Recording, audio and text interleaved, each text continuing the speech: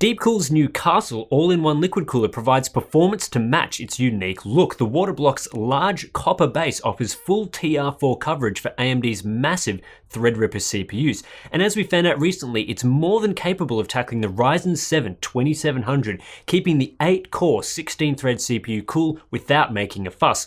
And yet Deepcool are offering the 240mm version at an MSRP of just $110 US. Check it out, links in the description below. Alright, welcome back to Hardware Unboxed. I've got another monitor video for you guys today. This one is a bit of an unusual story actually. ViOTech wanted to send out their brand new ultra cheap office monitor for review, and some bloke at the factory got confused and sent out their 24-inch 144Hz curved gaming monitor instead.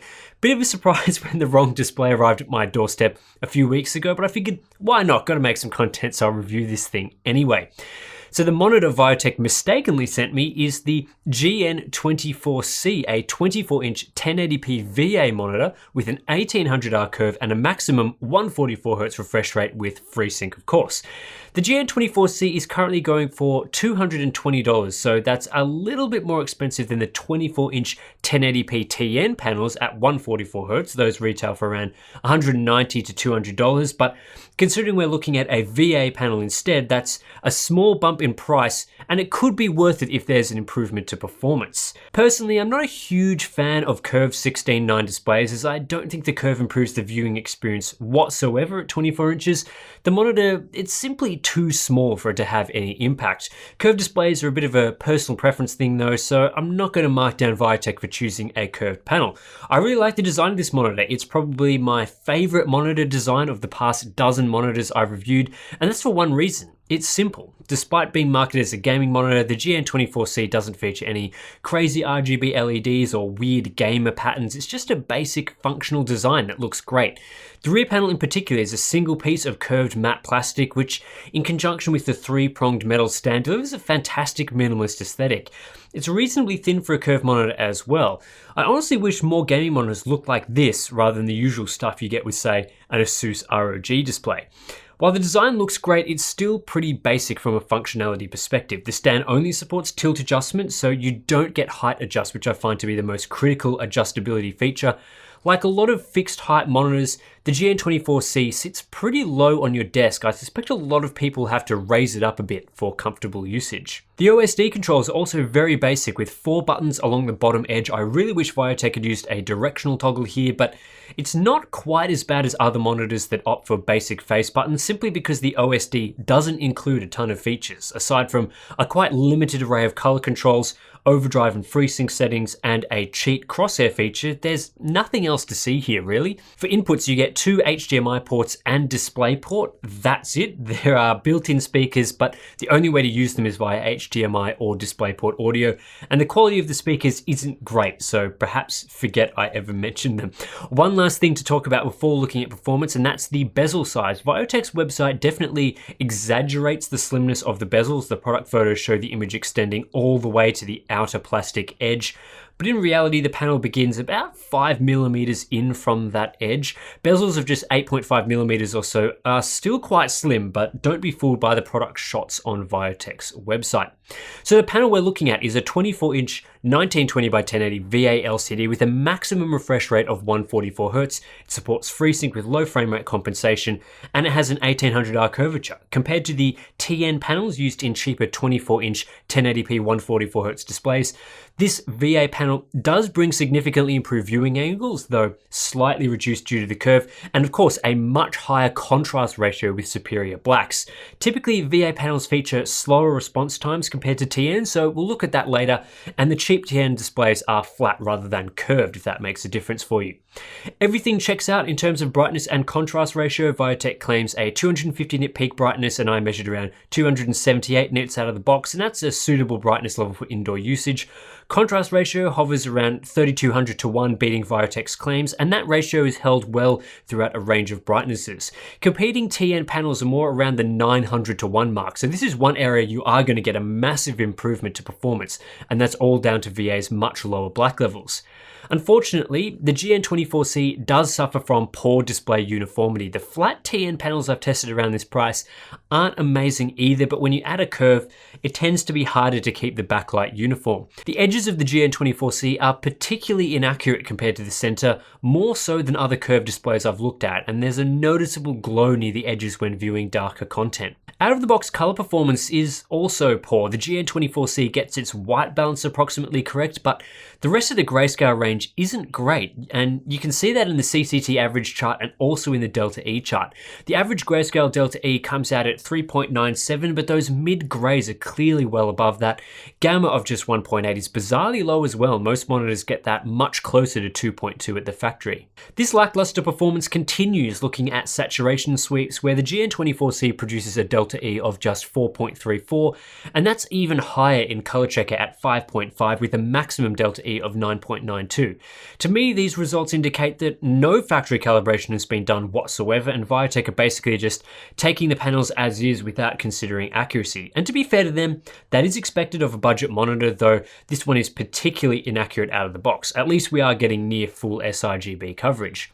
Normally, this is the part of the review where I talk about addressing these performance issues through the settings provided in the on-screen display, because normally you can get some quick and easy fixes through twiddling a few settings, and that allows you guys to get the most out of your display without a calibration tool. But in this case, the case of the GN24C, the OSD only provides a few basic controls, and from my testing, I concluded that changing any of them actually makes the performance worse compared to the default mode. The main setting you have access to is a standard user color control with sliders for red, green, and blue, but bizarrely, tightening up, say, 100% white and a dark gray value causes mid-grays to get less accurate, while tightening up mid-grays blows out 100% white.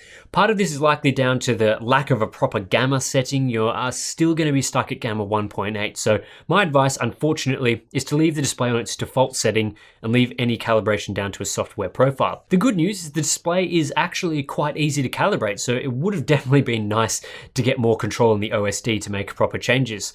After a quick run through using SpectraCal's CalMan 5, the GN24C ended up with a proper gamma curve around 2.2, a good CCT average, and good delta E's across both our grayscale, saturation, and color checker tests. Even the maximum DE in color checker was respectable at just 2.27, which is a better result than I achieved with the equivalent TN panel.